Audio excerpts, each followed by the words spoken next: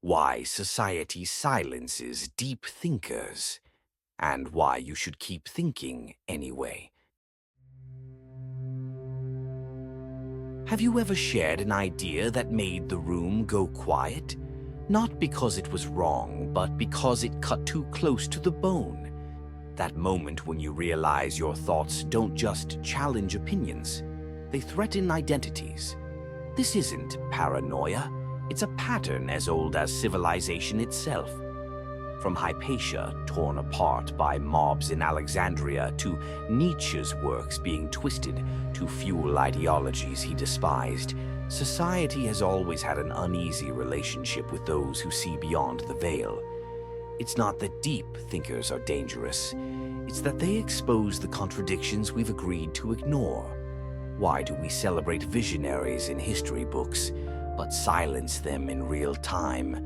The answer lies in a psychological paradox that turns insight into a social liability. Imagine holding up a mirror to a world that's spent lifetimes perfecting its makeup. This is what happens when a deep thinker speaks. Philosopher Carl Jung called it the shadow effect.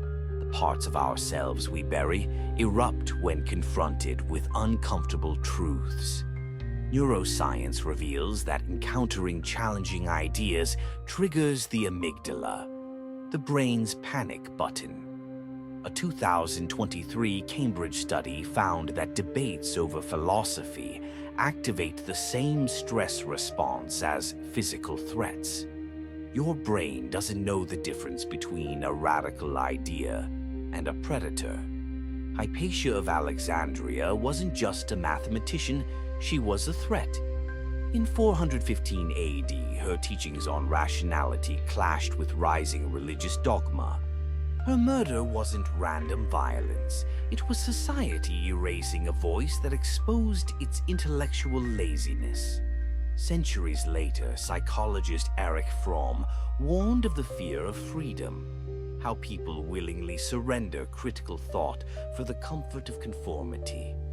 When James Baldwin dissected America's racial psyche in the 1960s, he wasn't celebrated as a genius.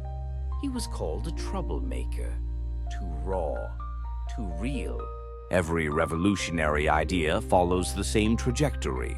First ridiculed, then violently opposed, finally accepted as self-evident. The time lag between these stages? That's society's immune system attacking what it can't digest. Today's battleground isn't town squares, it's your screen.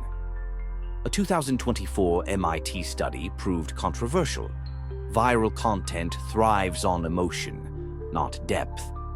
Posts with moral outrage get 3 times more shares than nuanced arguments.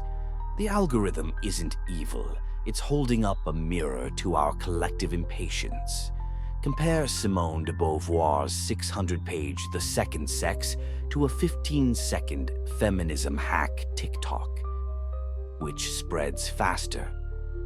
We've outsourced our critical thinking to apps designed to keep us scrolling, not questioning. Ancient Stoics understood this tension. Marcus Aurelius wrote, "The object of life is not to be on the side of the majority, but to escape living among the mad. But escape comes at a price." Princeton researchers found that people with high intellectual curiosity experience more existential angst.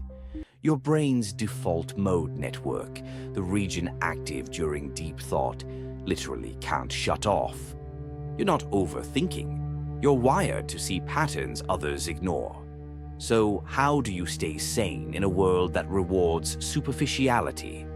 First, become a cultural spy. Take a page from Diogenes, who carried a lantern in daylight, searching for an honest man. Observe society's games without getting played. Second, build a secret garden. Virginia Woolf had her writing room. Where's yours? Curate spaces, physical or digital, where depth thrives.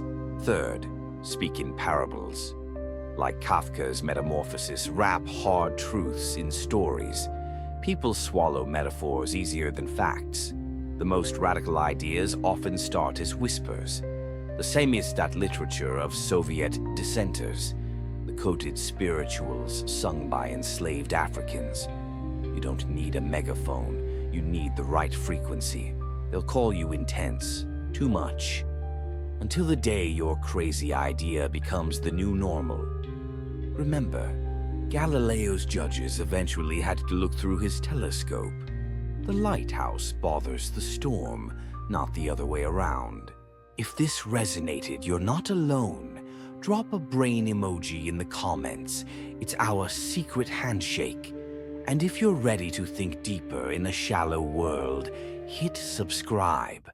The counterculture starts here.